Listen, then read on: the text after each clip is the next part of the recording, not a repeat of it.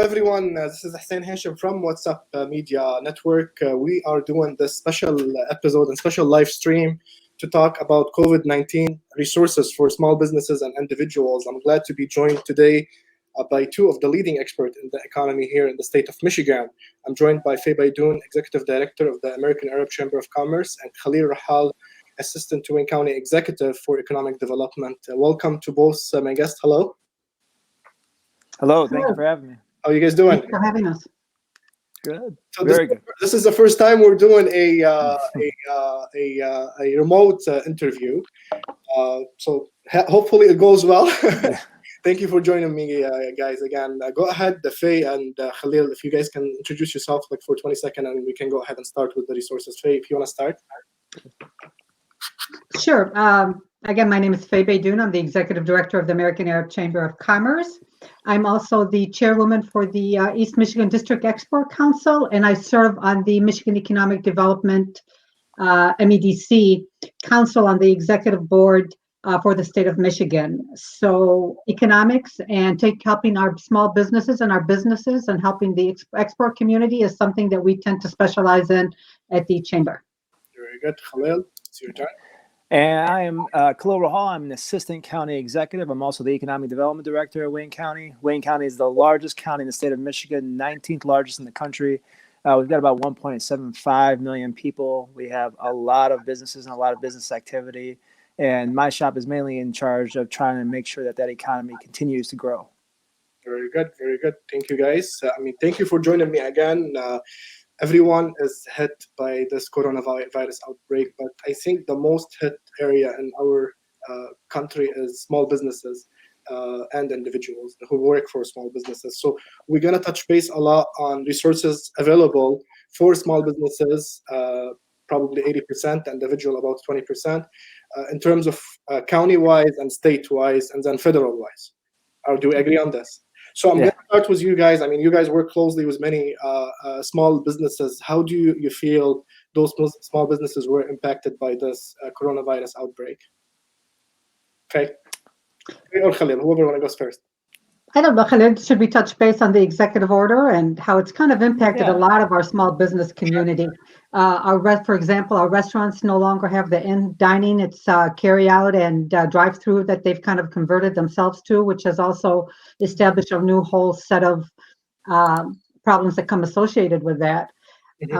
So this has taken a big strain. I don't know, Khalil, if you want to touch in on this as far as the executive order? Yeah. So, I mean, obviously the executive order for health concerns have shut down many small businesses. People are not participating in the economy like they were before. And because of that, there's not a lot of spending going on. So for a small business, your expenses are the same as they were before the coronavirus. Your rent is there, your payroll is there, your inventory is stocked up, but your revenue is down dramatically. And so, right now for a small business, they need a lot of help. And for bigger businesses, they usually have a longer horizon. They have wherewithal, they plan for these kind of rainy days. There are also resources that are available for big businesses, and bigger businesses know how to get to those resources. Smaller businesses don't have those kinds of resources, and so they don't have the ability to go and find the same level of assistance. And so that's why they are hit the hardest right now. Sure. No, you're right. Faye, do you want to add anything about that? No, he hit the nail right on the head. I mean, we have so many. The chamber is bombarded with phone calls from our small business owners, whether they don't know, how are they going to be able to meet payroll? They've got enough to only have a cash flow to survive for the next 2, 3, 4 weeks, and then what do they do after that? Small businesses have been very, very heavily impacted, and let's not forget, the majority of people employed in the United States are employed by small business. That's right. So I think that taking care of small business and all their employees should be number one priority at the county level, the state level, and at the federal level. No, you're right. One thing I can tell you is, a week or two ago, the county put out a survey, which I think was very, very important. I didn't see a whole lot of other municipalities put out surveys, because we wanted to get a good picture of exactly what Fay is describing. And within 24 hours, the county got over 250 responses, and within 4 days, we got almost 500 responses. And how surveys go; they tail out towards the end. But what we found was very, very impressive. It was, businesses on average between 5 and 8 employees were looking for like $26,000 to get us through the timeline that Fay mentioned. Yes. And so that gives you a glimpse. And this isn't an exact science. There are hundreds of thousands of businesses in Wayne County, and not all of them have internet access. And so it isn't an exact science. But what we have is a barometer of what people are looking for in this short window that they have. Very good. I know that we touched base a bit on, and we mentioned restaurants, but what other businesses did you guys see that they really get hit with this outbreak and closing? I mean, I'm going to tell you, there isn't a business that's not affected, and I think that's the important thing to keep out. There are specific things laid out in the executive order because there have to be, and then there are essential services that have to stay open. And you see a lot of businesses fighting to be declared under those essential services. I'll give you a quick example. Car washes.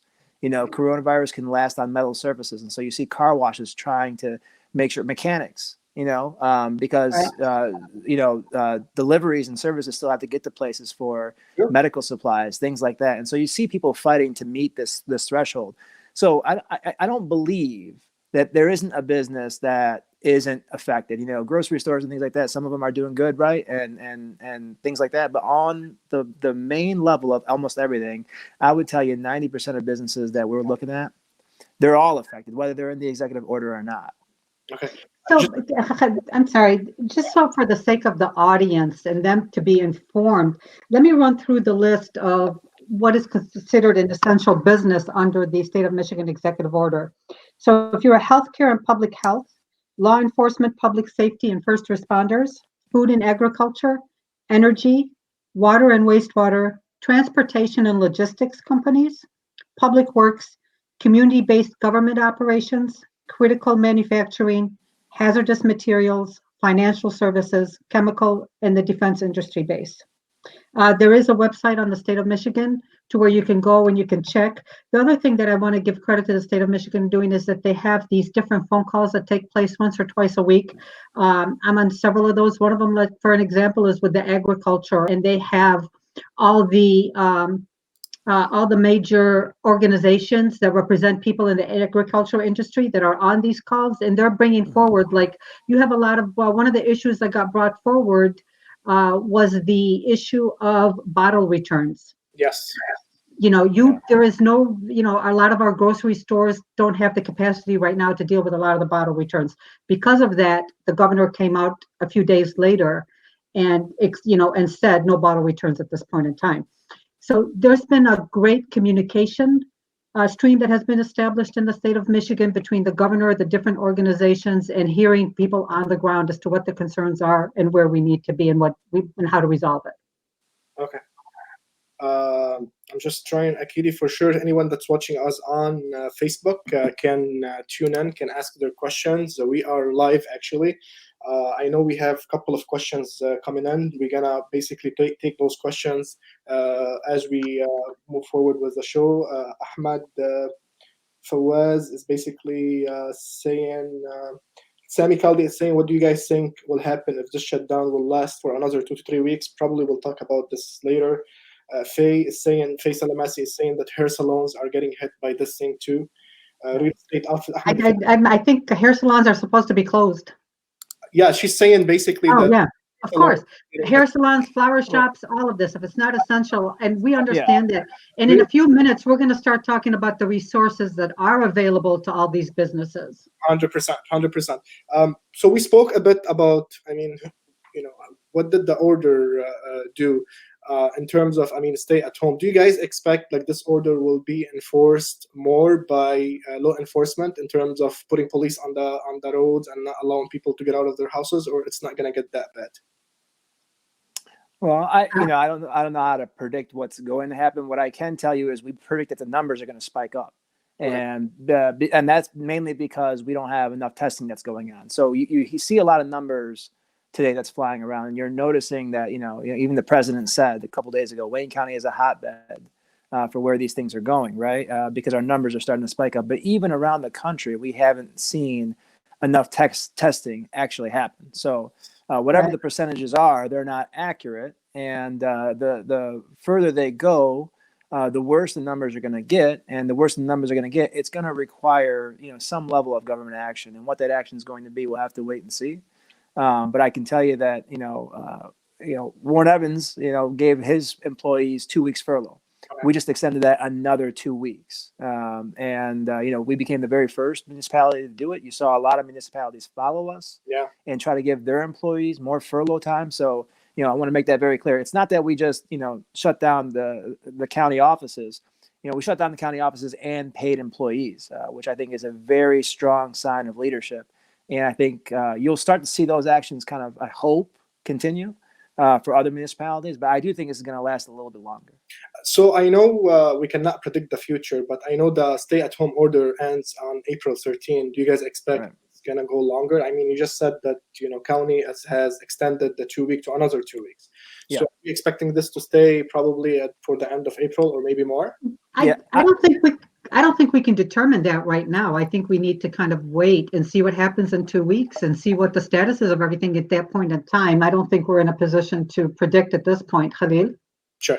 Yeah, I think that's right. Just for everyone that's watching us, you can see on the screen, this is by John Hopkins. This is a map of the world. There is already 649, almost 650,000 cases of coronavirus in the world right now. In the US, we have over 115,000 of cases.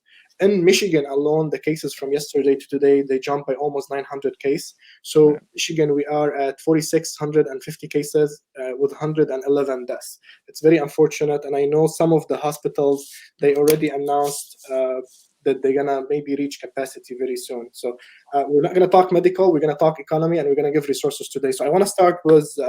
Before we start, can we just give a shout out to all our hospital, all the doctors, the nurses, and everybody all our first responders out there. We greatly appreciate everything that you do and everything that you're doing out there to take care of everybody. And everybody else, please stay at home. But thank you from the bottom of our hearts. Khalil? Yeah, here. I mean... true heroes on the front lines, taking, a great deal of risk, because you got to remember, after they, serve their long hours and incredibly long days, they have to, make that decision to go back home to their family. And that's an incredibly scary decision they have to make. And so, I can't thank them for putting their lives so that we can go ahead and try to protect ourselves enough. Very good. Very good. So we're going to go ahead and start with heroes on the front line. Okay, I know we're going to get some echo. I'm not sure from which part, but we'll go with it. Mm-hmm.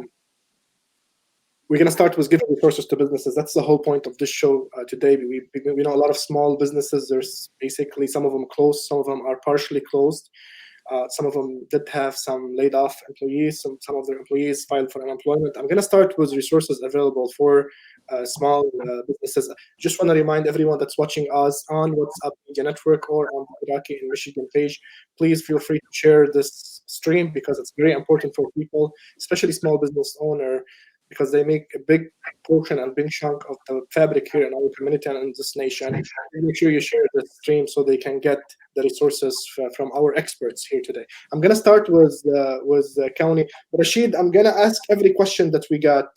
Ahmad, Rashid, Hisham, I know we have a lot of questions coming in, so I'm going to roll in your questions as part of the sections. We have a couple of sections. We're going to talk about county program, state program. We're going to talk about the federal stimulus that passed just this week and how it's going to basically help small businesses. And also at the end, we're going to talk about individuals in terms of unemployment and in terms of help with rent, probably. So I'm going to start with county program right now. I know the county, with the help of TCF Bank, you guys rolled out a loan program, and then you just made the announcement, Khalil, I believe this week, that there is a $1.5 million grant that's going to hit on April 1st. So go ahead, Khalil, and start giving us resources if you don't mind. Yeah, so, there are a lot of resources going around, as you mentioned. There are state resources, there are federal resources. But, the thing about government is it takes a long time because it's a long bureaucratic process. We do not move as fast as the private industry. And the one thing I mentioned to you, our survey before, the one thing that became very, very clear in our discussions with small businesses, that they need the money right now. Their business is affected right now. And so, if the federal government or the state governments are going to be issuing checks to help out people in relief, those are excellent programs and we need them. But if we get them 45 days or 60 days from now, the damage is going to be done. And so we, after taking our survey and evaluating the other programs that exist, we really wanted to come up for a Wayne County specific solution. And that was taking a different approach to help solving the problem. Instead of, using another government bureaucracy to solve the problem, we teamed up with the private industry because they can move faster. They have cash available right now. And so we found maybe the best partner that we could in TCF Bank. TCF Bank is in the top 1% in the country of SBA loans, so small business loans, and favorable loans and favorable terms. They're a Wayne County headquartered company with amazing leadership, and they're being incredibly generous and teaming up with us. We put up, $3 million each to start up to $10 million small business loan fund. Okay. And that loan fund is for businesses that are 100 employees or less in Wayne County, making $1 million or less in revenue. So those these, criteria. yeah. Sorry for cutting you off, Khalil. People can see the link. It's displayed on the screen now, so people will be able to see the program details and the eligibility. Please go ahead, Khalil. Yeah. So some of the, you heard some of the eligibility, under 100 employees, Wayne County companies, Wayne County small businesses, affected by the coronavirus. You have to have at least 25% revenue loss affected by the coronavirus. That does not mean you have to be under the executive order. It just means you have to be affected by the coronavirus and you have to prove that. And I think that's a very special thing. Interest rates are between 0 and 2%. Oh, wow. I want to say that again. Interest rates are between 0 and 2%. These are microloans between $5,000 and $50,000. I told you earlier, we did a survey and we found the range of what people wanted for small businesses. If you're a business that has 500 employees, yeah, you need more than that, right? And you can go other ways. There are other programs that you can go. But if you're a business that's under 100 employees, yes, sometimes you don't need more than $50,000, and it's really hard to get that level of a loan from a bank because it's hard for them to get involved and make it worth their wherewithal. And so here you've got a bank that's willing to put in their program, their resources, their efforts into a community. They've got 13 branches throughout Wayne County, and they're going to administer all the loans. And you can get a check in hand. Yes. It's a one-page application. Okay, it isn't this huge bureaucratic process. It's a one-page application. Things you guys are requesting. So how would you get a 0% interest rate? What would determine that? Like especially the interest rate part, because I know that what people will care about a lot is the interest rate. Yeah, I mean, it's going to depend a lot on how long your business has been in operation. It's going to depend on what other debt you have, credit ratings, all kinds of other things. But what I will tell you is, just like any other loan, just like the loans that you would get at the state levels or the loans that you get at the federal level, okay, we're going to take into account those kinds of things. But TCF Bank is understanding of the mission here. They know they want the money to get into the hands of people now. And so that's why there isn't this huge application process. That's why, we made the interest rate between 0 and 2%. And the interest rate is not only just 0 to 2%, it's interest only for the first 6 months. I was going to ask you. Can I make a comment in regards to that? I'll just give an example of just yesterday. We had we referred five of our members to go through this program, and they contacted people at the TCF branches, and we got calls back of how smooth that the process was. They, went through the initial person who asked them a few questions, found out they qualified. Within a couple hours, they were connected to someone within a branch that then at that point helped them fill out the application. They completed the applications and they were all set and ready and rolling. So anybody that qualifies for it, I strongly recommend that people call and reach out for this. Very good. I have a couple of questions, and I have questions from Facebook, and I have my own question about that specific loan program. So Ali Haidous is asking, what's the term of the loan to be paid back? That's one question. The other question from Hisham, can we do it online? And Diana is asking, what's the process, and do we contact the bank directly? Great questions. So what's the term of the loan? Number one, please keep in mind, these are micro loans between $5,000 and $50,000. Okay. Yeah. The term of the loan is for 1 year, interest only for the first 6 months with a balloon payment at the end. Okay. Can you apply online? The answer to that is you will be able to apply online, I believe, within 1 week. Our job was to get this into the hands of people as soon as possible. And so the IT department is catching up. And I think the folks wanted to just get this going to see how fast we can get it. You will be able to apply online within about a week's time. Right now, you can. Right now, you can call a branch. Okay. And I will tell you that under the executive order, banks are still open, right? And so you can call a branch, and we have some actually 48 hours. This program has been going. Okay, right about 2 days. They're not open on Saturdays. Within that time, I can tell you we have gotten over 260 inquiries. 139 of the inquiries are eligible. Okay.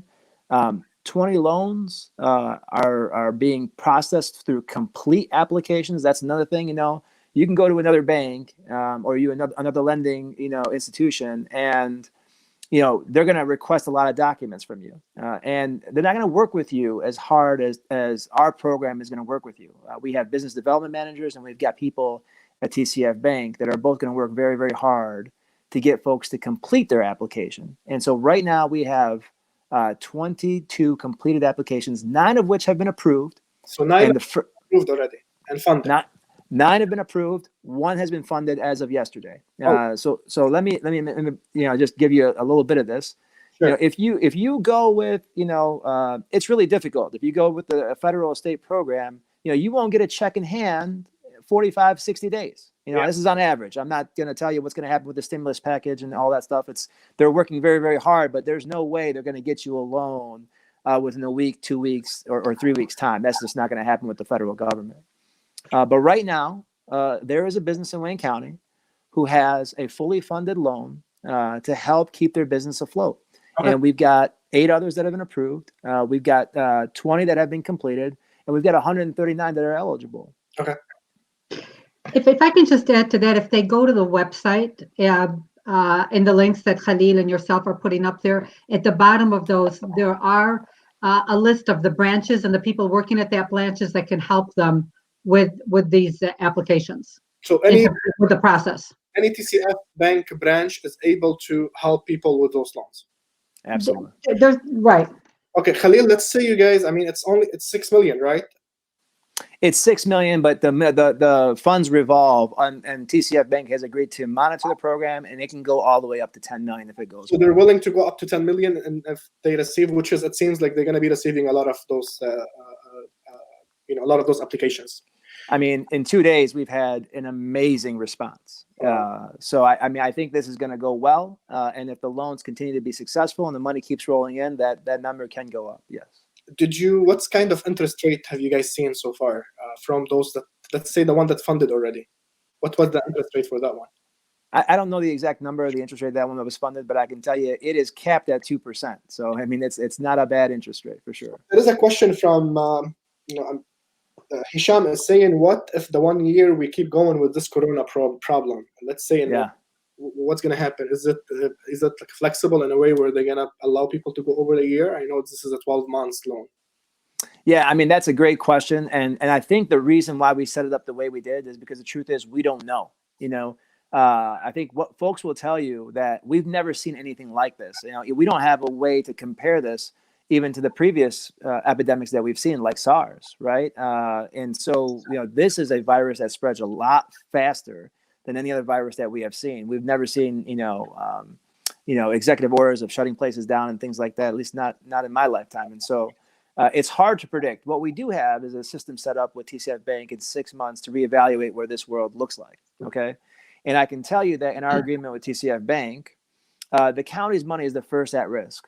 So Warren Evans comes in and says, the state is trying to do stuff. The federal folks are trying to do stuff. Nobody's trying to get stuff into the hands of people. And I want to do more for Wayne County. And what I will do is put up $3 million in our, from a pot of funds, and we will make that money at risk. And it'll be the first at risk. And so, in 6 months from now, Sure. depending on how the world looks, the good news is we get to reevaluate that exact problem. Okay. Muhammad Haidar is asking, can this loan be paid? Can the loan be paid off early with no penalties?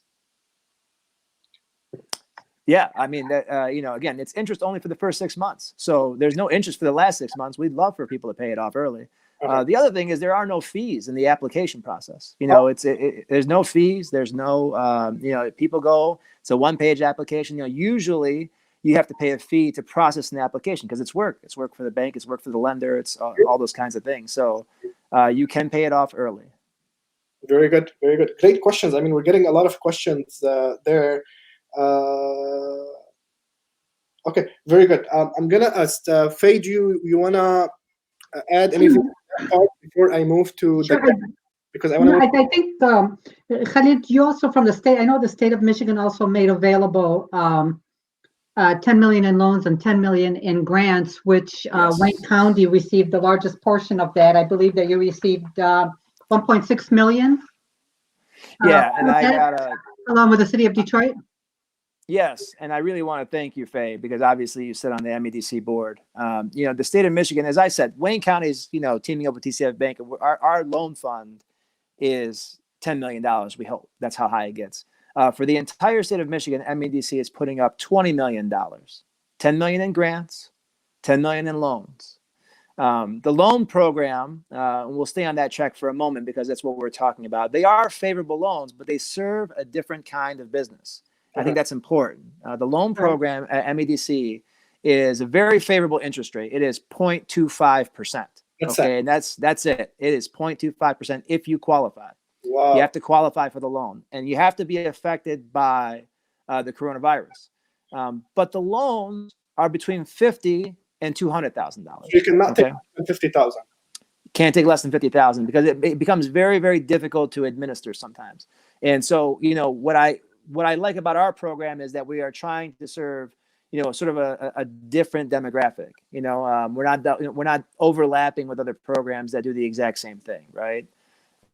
So those applications are actually directly through the MEDC. So anybody who's interested in a loan of that size for that interest rate that's affected by the coronavirus, you can contact Fay Beydoun and she'll get you to the right folks. Thank you.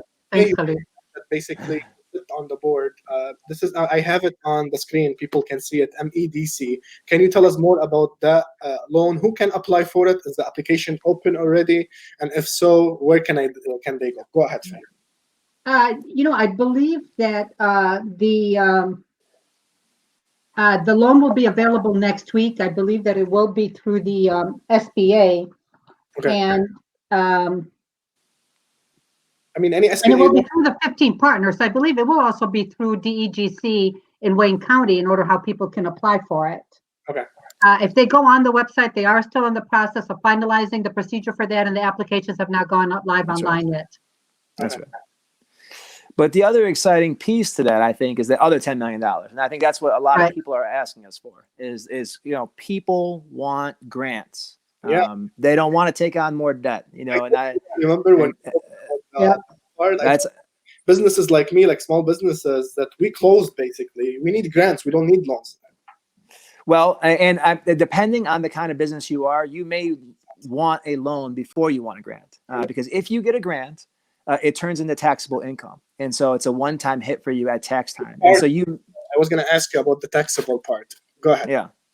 And so it may, some businesses, depending on the need and the size, right, and the amount of employees that you want to keep on your payroll, for instance, sure, you may prefer a low-interest loan with favorable terms of when you can pay it off, on a monthly basis, versus saying, I want to, I'm a 1 to 4 person employee shop.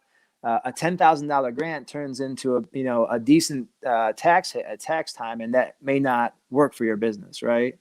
But in the event that it does work for your business, I'm happy to say that Wayne County has been awarded $1.6 million in grants for small businesses.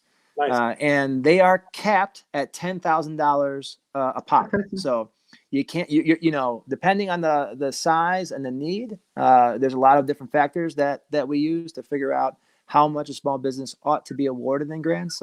And so applications for that will be going live next week. Okay. And you can find that at Wayne County's website, www.waynecounty.com. If you click on the economic development page, I think, you know, you've got a link to that, that you can put it up. This is for any business in Wayne County, anywhere in Wayne County, that is under 50 employees. Okay. That has to prove that they have been substantially impaired by the coronavirus. If you are a business like the hair salon that called in earlier, and you are under the executive order, you will automatically qualify, you know, under that portion of it. There are other portions, but under that portion, you will automatically qualify. Let's say a business closed by itself. They're not within that order of executive order. Yeah. They closed. They took the decision because they felt that there is a risk. Yes. For them, and like for example, childcare services. I mean, some Yes. of childcare they already closed, despite they're considered essential because of, you know, first responders and Right. medical staff kids. But they closed because they felt like there is a threat to their safety. Would they qualify?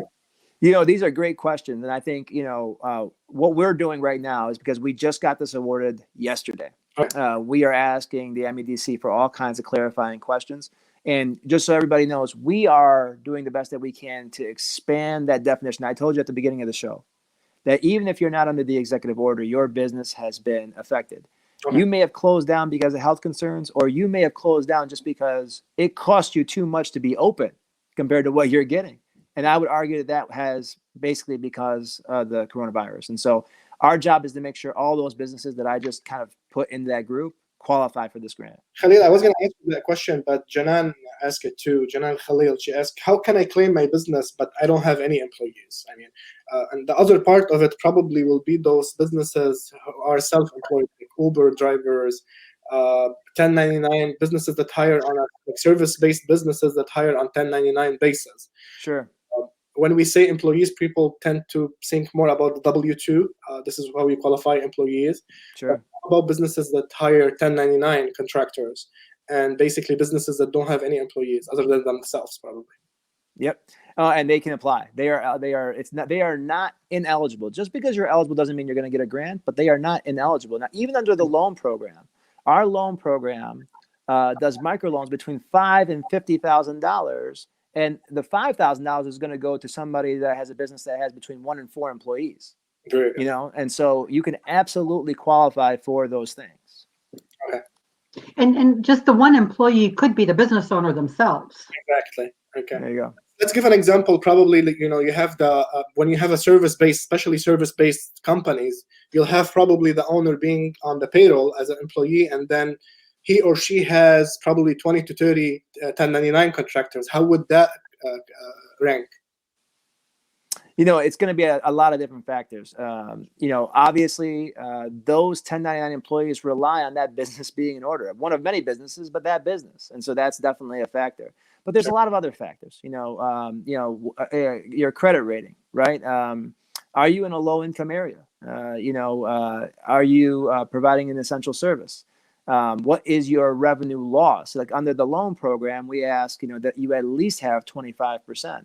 But if we see a business that sees 75% loss in revenue, there's going to be a little bit more consideration for that. And so, how would you confirm, or how would you basically check for income loss, revenue loss? Yeah, and so you know, we're going to try to be as lenient as we can on that. A lot of folks will ask for, you know, tax returns, 1099 forms, and things like that. But we're asking to show for substantial proof of revenue loss. There is no set requirement to how to show that. We're leaving that burden up to the applicant to prove to us, and so that we can take as many different factors as possible, because we want to be as lenient as we can.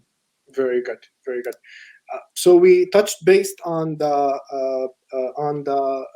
loan part, but I know there is a grant part that you guys shared. Did we talk about that part, Khalil? The Michigan. Yeah, we did.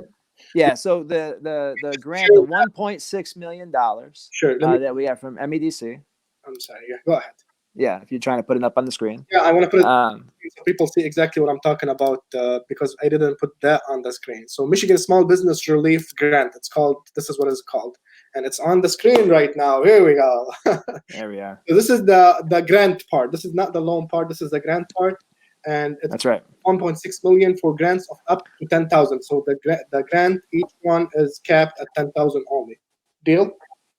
That's right. That's right. And it's countywide. And I got to give a big shout out to the folks in the mayor's office, the mayor of Detroit, and the DEGC, because not only did they help us put this application together and we applied for it together, but they're going to be administering a lot of the work. And so, the only thing I would tell you is, some of the differences you'll see in the federal programs and other programs versus ours is we have business development managers at Wayne County who can help small businesses who are immigrant businesses, who don't necessarily know how to file paperwork with the federal government. We have Arabic-speaking business development managers. We have Hispanic-speaking business development managers. They can help you with the grant program. They can help you with the loan program.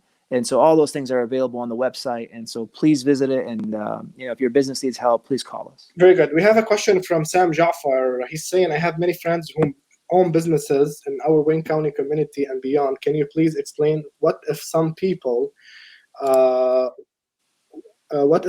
good business operator but ran into a hiccup that caused a hit to their credit? Is there a way to help them so they don't go under?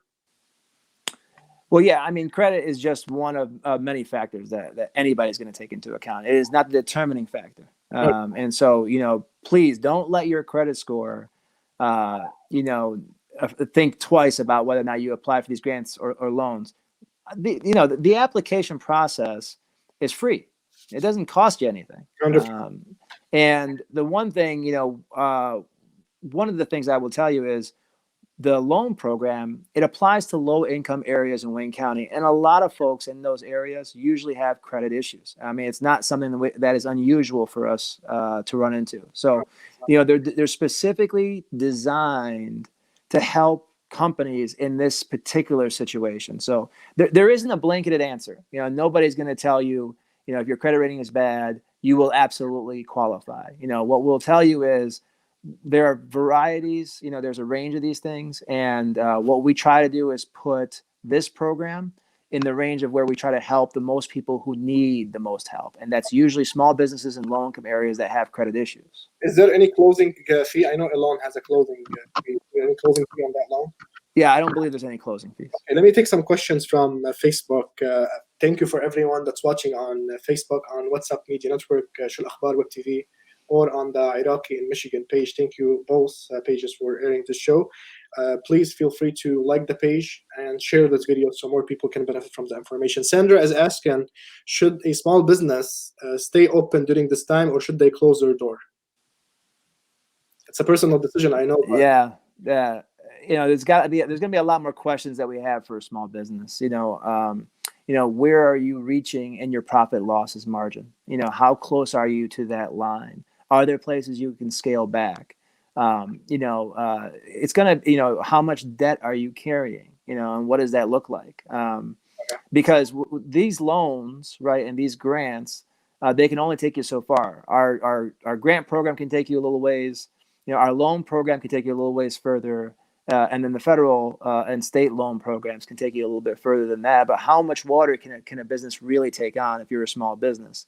That, Khalil, if you don't mind me just cutting you off that part, because I've seen some of those loans. Is there a stimulus, or is there a more advantage to those businesses who stay open versus those businesses who close? No. There will be some advantage under the stimulus package, and I think that's important to talk about when we get to that section. This package in a bit. I know we're going to cover it in a bit. Yeah. So there will be some advantage under the federal programs, but under the grant program and under the loan program, it's like anything else. The bank's also going to have to take into account whether or not you can pay it back. Sure. If you're closed, you're going to have a harder time paying it back. And so if it just depends on the level of circumstances. If you have closed, it doesn't mean you can't reopen, right? Okay. Hassan asking a question. I have a small business and I shut down last week. Plus, I have 3 employees that work for me. What should I do in this case?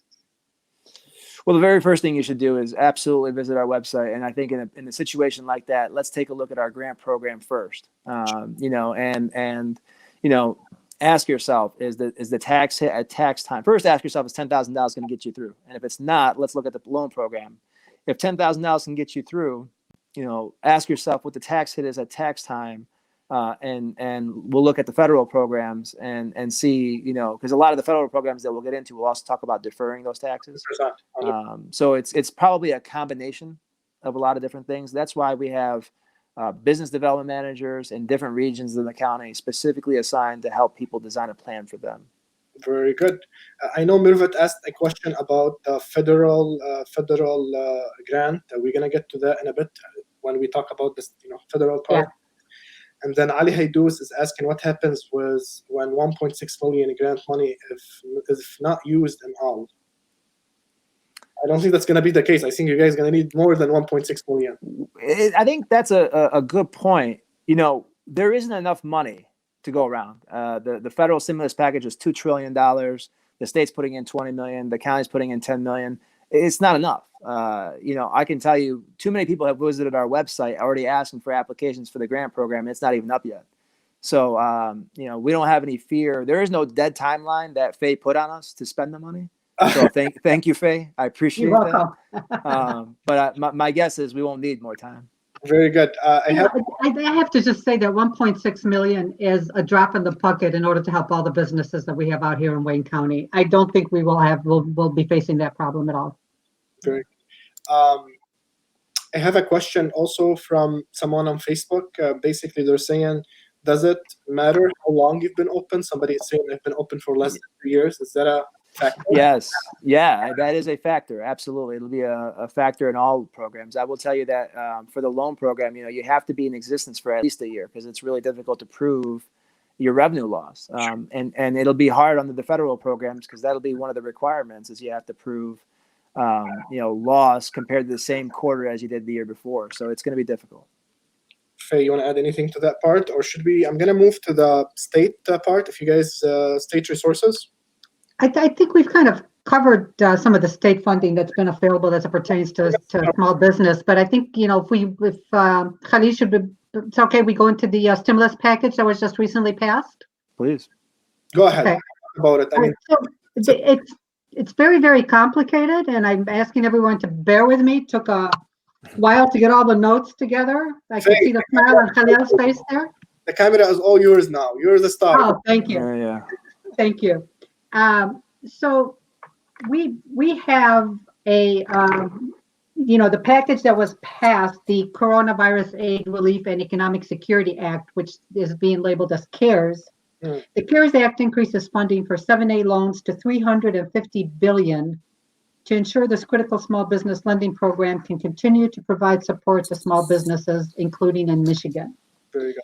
So what the SBA 7A loans program is, first of all, we need to know that the bill provides $10 billion for the SBA administration for emergency grants to provide immediate relief to small businesses, operating costs, as well as $17 billion for the SBA to cover 6 months of payments for small businesses with existing SBA loans.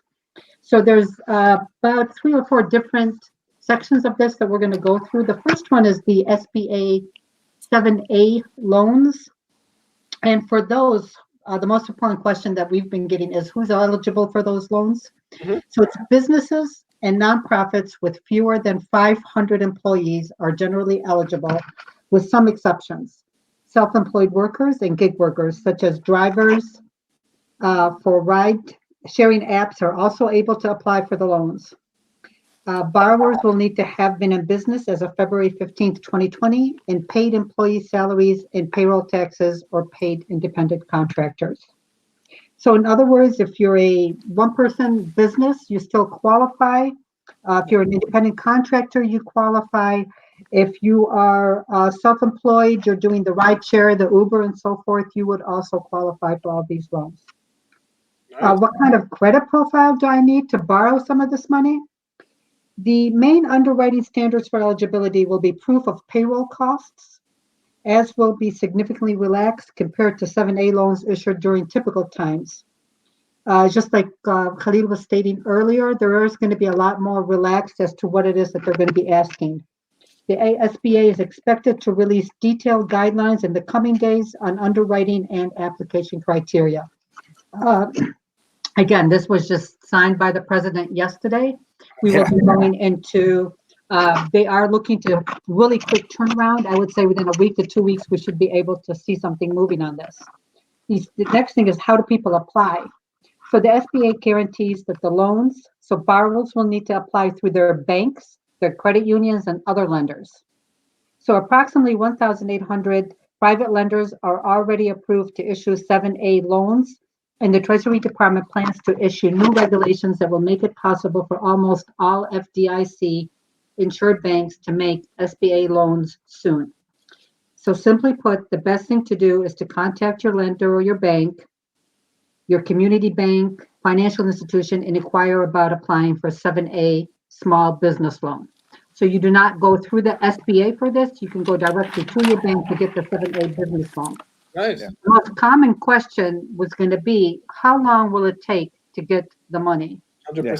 So the Treasury Department expects that by the end of the next week, they'll have a very simple process where they can make, that could be made and distribute the money in the same day. So their goal is for you to go in, fill out the application, and for that money to be distributed within the same day.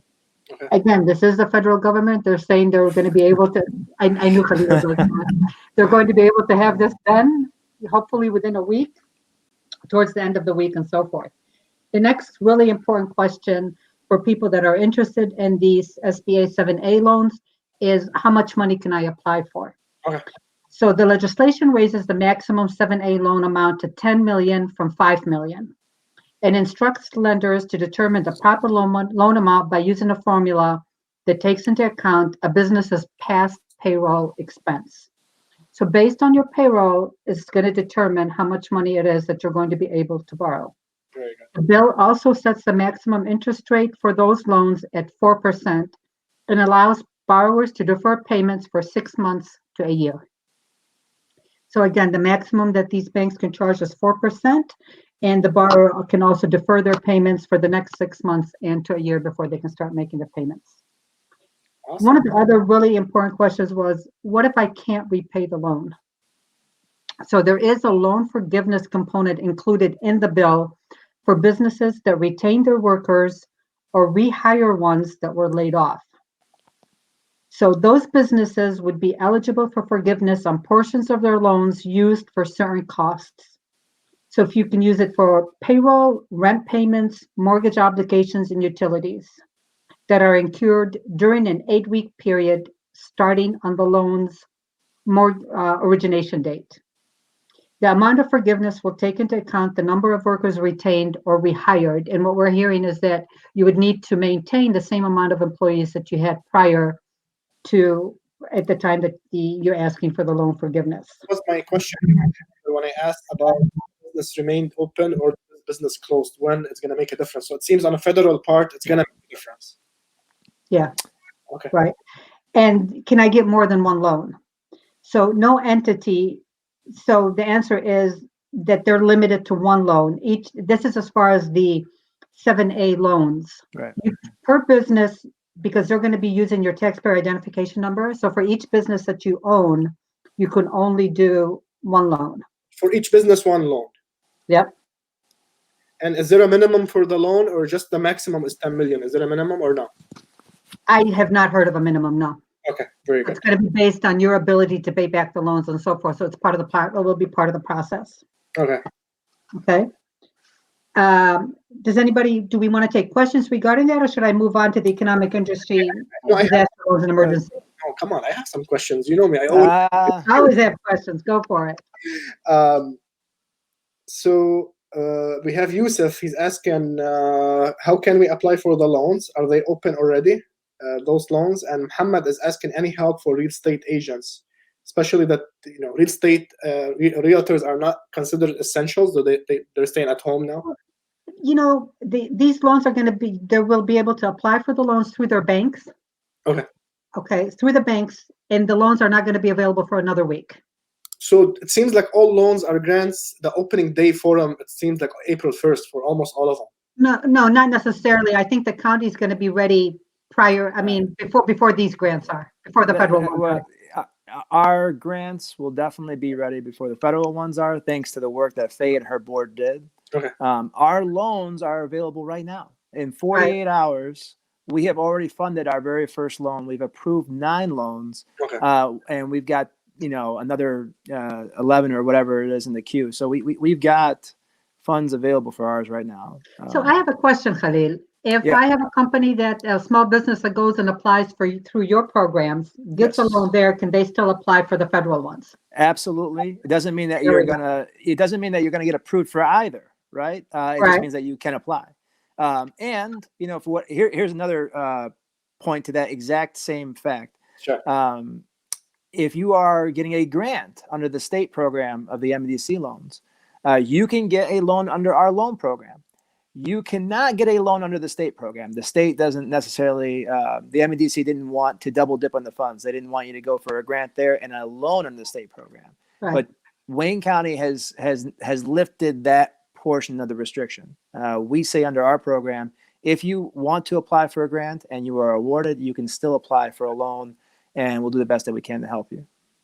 And in regards to one of the other questions that you had stated, I believe that real estate workers, whether they're paying themselves, they have 1099s and so forth, they would qualify to apply for these loans. They will qualify. I strongly recommend that they do apply for the loans through the county that Khalil has been talking about. Right. And then when this comes out, they can do this. The other groups that, like lawyer offices, doctor offices, all our professional workers, we tend to forget that they are also running a small business. 100%. So they all qualify for all these programs that both of us are talking about. So just to make sure, whoever joined us now, thank you everyone for tuning in. Make sure you share this live stream so everyone can benefit from those amazing information. However, if you have any question, if I didn't ask a question, it means the question was asked before. This live stream will stay on our page on Facebook. It will be available on our YouTube channel and on our website, www.whatsappmedianetwork.com. It's a video on demand website. You can go and watch all of the shows and episodes we did. So feel free. If we didn't ask you a question, it means we asked it already and we talked about it already. The show has been going on for almost 52 minutes now. You can watch the entire show after we end this live stream. So it's very good that you can. If you have any question we didn't answer, we didn't ask it. It means we talked about it before, just so we can benefit from the time of our guests and from you guys' time. We don't want to keep you here for too long. So can we go ahead. I just want to basically make sure people understand exactly what we're talking about. Now we're talking about federal stimulus. We're talking about grants provided, loans provided by the government, by the federal government. Anyone can apply for them that has a business through their own branches, bank branch, credit union. They can call them starting when they can call and apply. Well, not this coming week. I would do the week after. Hopefully it will be in place. Very good. Can I say something about the stimulus package real quick? The point I think that folks need to take away from this is the point of the package is to make sure people are employed. All right. And what they did was, $2 trillion stimulus package to help make sure we stimulate the economy. Something like $350 billion, a little bit more, is dedicated to small businesses, all the things that Fay is talking about. And they want to help small businesses in 2 ways. Number one, the loans that Fay is talking about, which are at your bank, they're capped at 4%. They're up to $10 million is for any business that's 500 employees. All the things that Fay said are for sure available. The important thing that I think folks need to take away from the loan is that if you prove to the federal government that you've kept everybody employed, then that loan, as Fay said, can be forgiven. Okay. Nice. But we said earlier in the show, right, that forgivable loans turns into taxable income. Okay. And under the IRS rules, that is still true. However, there's a specific provision under this legislation that says that if a loan is forgiven under this program, it will not turn into taxable income.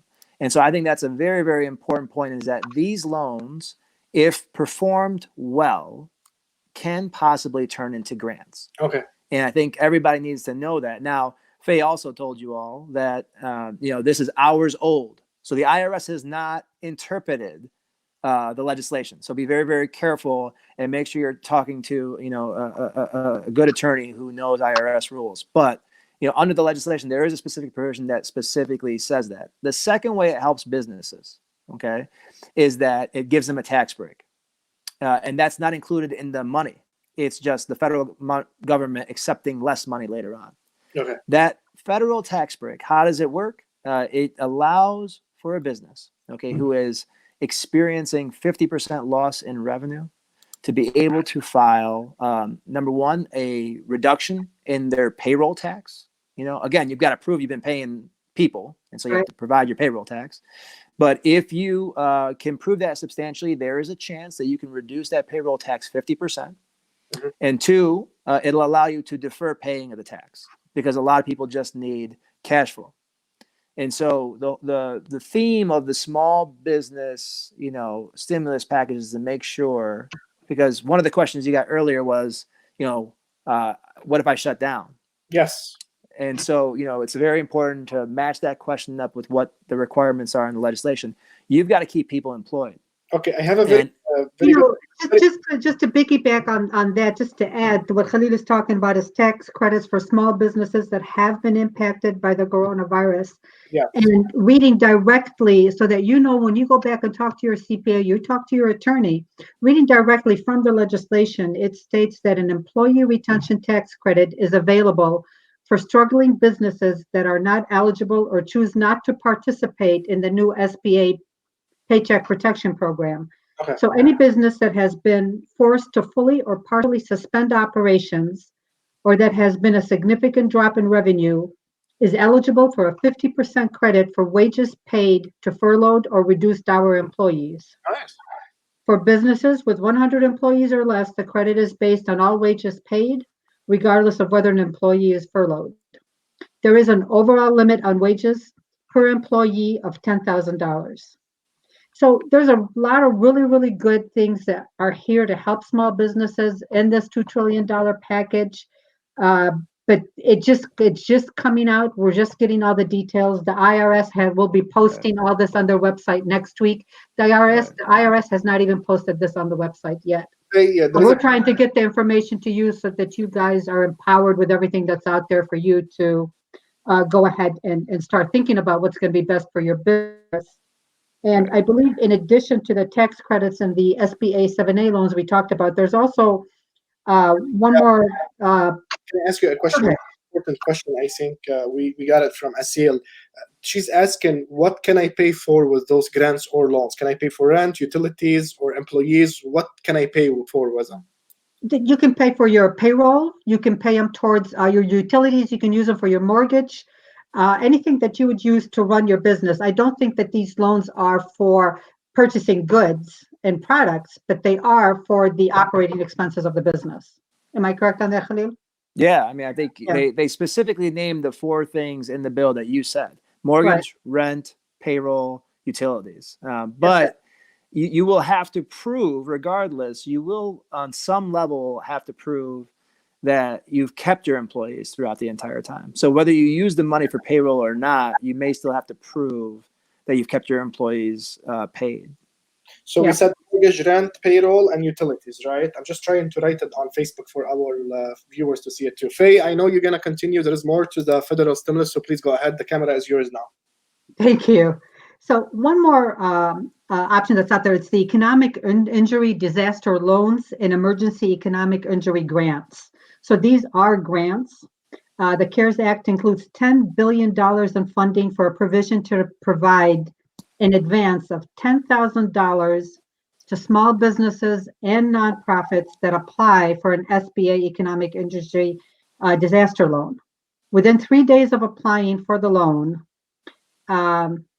and then the EIDL are loans for up to $2 million that carry interest rates up to 3.75% for companies and up to 2.75% for nonprofits, as well as principal interest deferments for up to 4 years. So the loans may be used to pay for expenses that could not have been met had the disaster not occurred, including payroll and other operating expenses. Nice. So the EIDL grant does not need to be repaid back, even if the grantee is subsequently denied an EIDL, and may be used to provide paid sick leave to employees, maintaining payroll, meet increased production costs due to supply chain and distribution, or pay business obligations, including debts, rent, and mortgage payments. Eligible grant recipients must have been in operation on January 31st, 2020, and the grant is available to small businesses, private nonprofits, sole proprietors, and independent contractors, tribal businesses, as well as cooperative and employee-owned businesses. Again, there is a link that will be coming to where people can go on there and apply for the emergency economic grant, injury grant. Okay. But again, to apply for that, you also needed to have applied for the EIDL loans, which is economic injury disaster loans. So even if you don't get approved for that, you still get to go through the process for the grant part. Awesome. This is not, also just to clarify for whoever is watching, this didn't happen yet. You know, this just has been approved a few hours ago, like you guys mentioned. More information will come out soon. Who should they reach out to know more information? Should they reach out to the chamber, Fay? Should they reach out to you, Khalil? To who? Nonprofit organizations? We've had this conversation, and Khalil and his team is collaborating with the SBDA, which are the Small Business Development Centers. And we also work with them very closely. They can reach out to us, and what we will do is refer them to some of the groups that Khalil is working with, that they've got through Wayne County and some of the other organizations. Depending where they're at, whether they're Oakland, Macomb, Wayne County, depending on where they're at, we'll be more than able to refer them to the appropriate places. Anyone that has a language barrier, like people who speak Arabic or speak Spanish don't speak fluently English. Khalil's got that covered. He's been thinking about all that. And I think that's one of the reasons why we tried to hire such an incredibly talented team. Yes. If you don't know who Wafat De Niro is, if you don't know who Kamala Saflawi is, or Nasser Kayed, or Luz Meza, or Shannon Selby, I mean, we have a diverse team who looks like Wayne County that can cover those bases. But I just want to say, sure, that your point right there is why chambers are so important. You know, here we have the Arab American Chamber of Commerce. We have business development managers in my shop that can walk people through their situation and get them to a place where they apply for a loan, then they follow it with a grant, then they follow it with, you know, the tax deferments, you know, through the federal government, to be able to plan out their lives over the next 6 months to a year. Yes. But it's hard for us to communicate that information to 1.75 million people. Definitely. And that is why we have a great partnership with the Arab American Chamber of Commerce, why we have great partnerships with the Detroit Regional Chamber of Commerce, or why we have great partnerships with all the Chamber of Commerces, you know, all throughout Wayne County, so that they can help us funnel in those questions to Fay and others to come get it right directly from one of our business development managers. And these are not the only resources that exist. I'll be honest with you. You know, I'm the one thing I do want to take advantage of right now with this platform is to let everybody know that the Wayne County Business Resource Network has all kinds of other services even before the coronavirus. We have resources to advise people on best practices for accounting in their business, how to help with merchandising and advertising and producing and marketing, as well as, you know, exporting and how to think about sales differently. And so, you know, Fay mentioned, you know, we have the SBDC, the Small Business Development Center, on the same floor as the Wayne County Economic Development Corporation, where our business development managers sit, and we work hand in hand to try to give free advice to small businesses. And I think people can really start to look and take advantage of that. Very good. I want to go back to some of the questions we're receiving on Facebook. Thank you to everyone that's watching on Facebook. Yusuf is asking, I have a home improvement company with 6 trucks with payments and 12 employees that are suspended from work, as we are not considered essential business. Does the loan cover that? Does the loan can help him with that? Yes, I think all those loans can help. Whether it's the, you know, it means that he qualifies. If it depends on where he's located at, and in certain, you know, circumstances. He could qualify for the Wayne County loan. He could qualify for the MEDC loan. He could qualify for the, you know, the federal stimulus package loan. he could qualify, for existing SBA loans that were before the stimulus package. And so there's definitely a lot more to unpack there. But if he contacts us and we hook him up with one of our business development managers, we can absolutely work with that. Faye, do we have anything else on the federal part? On the federal stimulus? No, just to kind of keep in mind, is he still paying these employees? Are they still on his payroll? Okay. That would determine which loan that he gets. If they're not, I think it's important for people to know that if they're applying for unemployment benefits, that their benefits are going to be extended because of this loan. So there is the pandemic unemployment assistance under the stimulus package that's been passed. Okay. And one of the things to know about that is that if you're a self-employed worker or you don't have a long enough work history to qualify for regular state unemployment insurance, that they can now be eligible for the federal pandemic unemployment assistance insurance, which they would apply for the same way they would apply for the Michigan unemployment. Just go through their unemployment process, and they could also qualify for this. Okay. So this package under the stimulus is going to help them in receiving $600 in addition every week, and that the benefits will go until July 31st of 2020. So there's been an extension of time. Instead of 26 weeks, it's been extended to 39 weeks. So that's an additional 13 weeks for people if they're unemployed, and also an increase in the amount of money that they receive. Very good, very good. For sure, we have people from out of state who are watching us, like in New Jersey and Texas and other states. Whatever we're talking about on a federal level applies for all of the states. Whatever we talk about in terms of a county level, Khalil represents Wayne County. So whatever we talk about in terms of Wayne County, it only applies for Wayne County small businesses. Federal level, it doesn't matter where you live in the United States, whether Texas, California, New York, New Jersey, you can apply for the federal grants and federal loans. So just so we can put it out there, because we had some questions from people from New Jersey and Illinois and other states. Faye? I just want to make a quick comment to all the businesses that are still open. If you're a business that's still open, I'm going to use the restaurants again as an example, because we have so many restaurant owners in our community, and so many employees and so many people that business that have had to have changed the way that they're doing business. So you need to make sure that your insurance now covers the fact that you're doing so much in the carryout, that now you've got more deliveries. All these are going to impact as to whether you're going to be liable for something, God forbid, if something happens. So I ask everybody to also check with their insurance companies and make sure that they're up to date based on how their businesses have changed and how they're conducting business now under this virus. I mean, very important point, Faye, to be honest with you, in terms of business insurance. I mean, I believe some of the policies, if not all of them, they have income loss clauses in them, so people can check that part and see if they can. That. People are asking a lot about unemployment. We're going to get to that. Do we have anything else on the federal level before we move? We've been talking about small businesses from the beginning of the show, and we said we're going to talk about individuals at the end. Anything that's related to small businesses before we move to individuals? We're good on the. Let's move to individuals now. So whoever is watching us now, we've been talking about small businesses, resources for small businesses in terms of grants, in terms of loans, any other resources. Now we're going to talk about individuals. Khalil, what's going on in Wayne County for individuals, if any?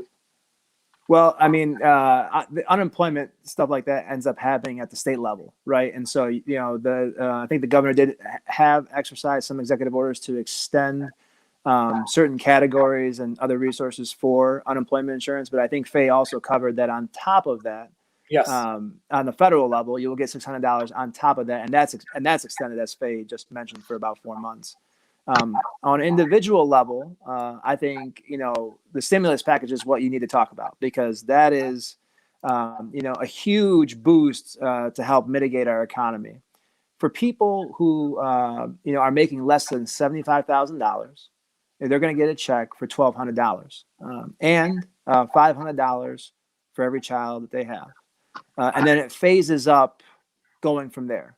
Whether you make, between 75 and 80,000, there's a different number, 80, 85, and so on and so forth. I have that part here so people can see it on the screen. This is a copy of the House Committee on Ways and Means in terms of individuals. This is people were asking about checks. Are we getting checks? How are we going to get the checks? Who's going to qualify for the checks? This is just a questionnaire, most frequently asked questions about the checks part for individuals. So as Khalil was mentioning, each individual that makes 75,000 or less is qualified. Each family that files jointly makes 150,000 or less is qualified. Each individual will get $1,200, and each child will get $500. So let's say there's a family of 4, mom, a dad, and 2 kids. They're going to get roughly about $3,400 check. Go ahead, Khalil. Well, yeah, I think you hit it really well on the head, and I think these funds will probably come faster than the small business loan funds, in my opinion, and that's just an opinion. You've seen a huge emphasis from Mr. Mnuchin, who has said that the president wants a big number, and he doesn't want it to take long, and he wants money in people's pocket as soon as possible.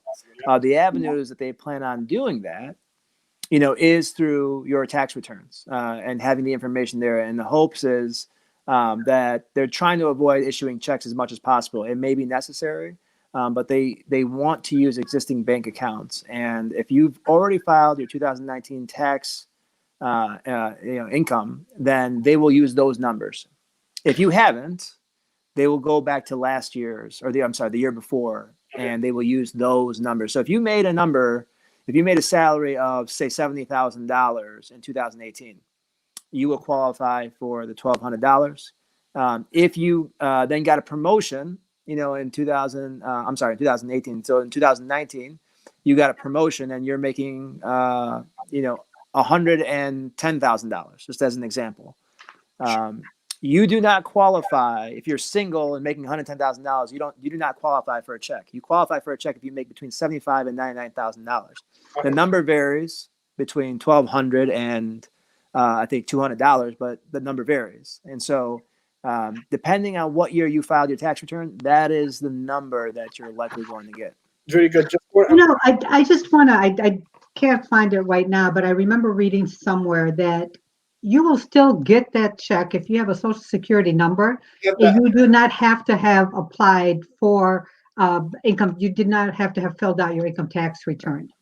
So don't worry if you didn't fill out your income tax return. If you have a Social Security number, you will still get that check. So let me read from the decision. Actually, I have it up on the screen right now. A couple of the questions that people have been asking us, we wanted to put it on the screen so people can be able to read it and share it. So do rebates need to be repaid? No, you don't have to pay the rebate as it states there. How they will be delivered, like Khalil mentioned, if you filed for tax in 2018, 2019, if you have a bank account linked, they'll send it as a direct deposit. If not, it's going to be maybe a check. And the point that Fay was just talking about right now, for people who didn't fill out for tax in 2018 and 2019, they're saying that the Social Security Administration will share information for Social Security. Also, whoever didn't file, they're going to use Social Security number, if I'm not mistaken. And if anybody moved, they need to update their address as soon as possible through the IRS website.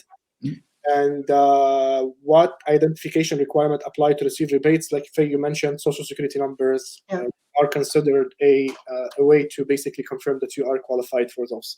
And like Khalil mentioned, it's a $1,200 per individual, and if you have a children under 17, it's $500 per kid. So that's about the checks part. Can we talk about the unemployment part of it? Because I know a lot of people, they want to file for unemployment. Even business owners who are on the payroll of their companies, they're thinking about filing for unemployment. So how do they file? I know the state Fay just updated the way how you can file and when you can file. I'm going to put it on the screen, but if you can talk about it too, if you don't mind. Sure. So what the state has done is that they have changed it to where it's they've increased it by 13 weeks. If you would put it back up, I believe based on your last name, if your last name is between A and L, you can file your claim on Monday, Wednesday, Friday. I believe you can now file directly online. There is no reason for you to go anywhere. If your last name is between M and Z, you can file on Sunday, Tuesday, Thursday, and Saturday is the day that if you missed your day, you can file on Saturday. If you have questions and you need help and so forth, also based on your last name, A through L, you call on Monday and Wednesday, M through Z, you call on Tuesday and Thursday, and anybody else, or if you've missed your day, you can call on Friday. filing for unemployment, again, it's all going to be online. The process is very, very streamlined. I know the number is increasing by the hour as to how many people that have been that have filed. 3.3 million people. 3.3 million so far across the U.S. Yeah. And again, instead of 23 weeks, this is going to be now, I believe, 39 weeks that people will be eligible. So they're keeping in mind that this is not something that's going to be resolved in 1, 2, or 3 months, which is something that we'll talk about a little bit later, is where do we see the economy and where are we going from here. So keeping that in mind, this will be to where people will be eligible for 39 weeks. In addition to that, because part of the federal stimulus package, their paychecks will also be increased by $600. Whose paycheck? A week, yes. Whose paycheck? Unemployment paychecks. Unemployment paycheck is going to be increased. Will be increased by $600 for every individual. For all the individuals that are applying. Oh wow! I didn't know that. On the federal level. On the federal level. Okay. When you say on the federal level, what do you mean? Because there is a state tax and there is a federal tax. So if you can, I think there's a. Go ahead, Fay. Sorry. No, it's one unemployment. You file for it through the state, so as not to confuse anybody. Yeah. But this is federal money that's coming to help the states and it's going to be administered by the state's unemployment insurance agencies. So the money will go through that, and you will still get it through this, the same way that you would apply. But the money, what Khalil's trying to say, the money is going to be coming from the federal government, not from the states. So that would help to relieve some of the strain financially on the states. Whoever is watching us now and they want to file for unemployment, there is 2 ways to do it. There is either the website, you can do it online through michigan.gov/UIA, or there is a call center number, which is 1-866-500-0017. They're both on the screen. I'm going to keep them for a bit now so you guys can see it. And please look at the alphabetical order for your name and the order when you can call on which days, just so we can make sure you're not doing it on the wrong day. There is 2 questions that came, and I have a very important question, Khalil, I want to ask you. Asil is asking, how long does it take to process the unemployment application?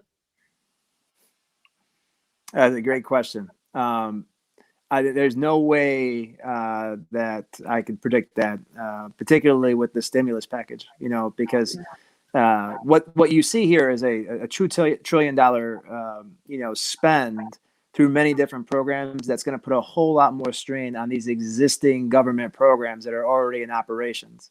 So because we've never seen anything like this before, I know we do the best that we can to say, it'll be available here, it'll be available now, it'll be available when. Yeah, I can do that with the small business loan program. You know why? Because we're working with a private corporation, one of the best in the country. We can't predict with the amount of unemployment numbers that are coming in, and with the amount of people that are filing, the likes of an increase of which we really have never seen. It's going to be impossible to predict when they're going to be issuing those checks. Okay, other questions, I think that's a very important question from Adil. Adil is asking, in 2018, he filed as an individual, but he got married, but haven't filed in 2019. Should he file? Depends on how much he makes. Depends on how much he makes. If he's making more, he should definitely talk to his CPA. So the answer to you, Adil, talk to your accounting and go to your CPA you use so they can help you out. My question to you, Khalil and Fay, many people, like we said, almost last week, 3.3 million filed for unemployment. Now we're talking about loans and grants. If you file for unemployment, would that affect your loan or grant application? Yes, I mean, it will absolutely affect it, and it isn't going to make it easier for you. That's for sure. That doesn't mean you're going to be denied. It doesn't mean that for sure. But is it going to affect it? Yeah, because again, with the federal loans, it requires you to have payroll and to keep paying those employees that you have, even if that's just yourself. When it comes to the loans, if you file for unemployment, then it's going to be hard for you to prove that you've got collateral. And if you filed for a grant, because of the limited amount of grants we have available, it's going to businesses that are staying open, even though it's going through tough times. And so it's going to be very, very difficult. So we also have to keep in mind that the reason the federal government and the states and the banks and everybody is putting all this money back into this is so that we keep our economy strong. The purpose of the grants and the loans is to keep businesses open, is to help these small businesses keep their stores open, that once we get past this pandemic and it's time for us to go back to life as normal, we can at that point not have won't be so as hard hit. So the idea is to help ease the economy into moving back into normal life after this. So the answer is you have to be able to keep everything open. Very good. I received a question about somebody is asking that he's renting right now a house, and I know that the governor issued a executive order to suspend evictions right now. So no homeowners are allowed to evict any renters, right? Just I want to put them out there because I received a question from someone. He's saying, I'm a renter and I cannot pay the rent at this moment because I lost my job because of the coronavirus outbreak. What can I do? Talk to your landlord. The landlord has to understand that there has been a statewide order issued that he cannot evict them. Yeah. And if that doesn't work, you can contact the police if he's trying to evict you. Yeah. You can law enforcement if a homeowner is trying to evict a renter. Well, it's an interesting question, and I'll tell you why. Wayne County suspended foreclosures, I think earlier than anybody else. And it's very important to make a distinction between a renter and a homeowner, right? Because when we foreclose on a piece of property, we don't foreclose on the renter. We foreclose on the owner. That may mean that the renter may have to move eventually, but the renter does not own that home. And so when a property gets foreclosed on, that is the treasurer seizing ownership over that property. So there is a difference between renters and owners when it comes to foreclosures. How that plays with the rule of evictions, that isn't exactly clear. What usually happens is when eviction. We lost Khalil, I think, so we'll go back to me and Fay. All right. Hopefully Khalil will be back soon. Here we go. He's back. Hey, yay! Khalil is back. Yalla. No. Khalil is gone. Khalil is back. Are you good, Khalil? Can you hear us? Can you hear us? So what Khalil was saying is absolutely right. Can you hear me? Yes, now sir. We can hear you. There you go. Go ahead, Fay. Is absolutely right. We recommend that person kind of reach out to either an attorney, but first, try to talk to the landlord. Very good. Anything else we want to talk about when it comes to individuals? We touched on the unemployment. We talked about. And I want to show if you allow me, Fay, I'm going to show the website, michigan.gov/coronavirus, if I'm not mistaken. There is information for employees and information for employers.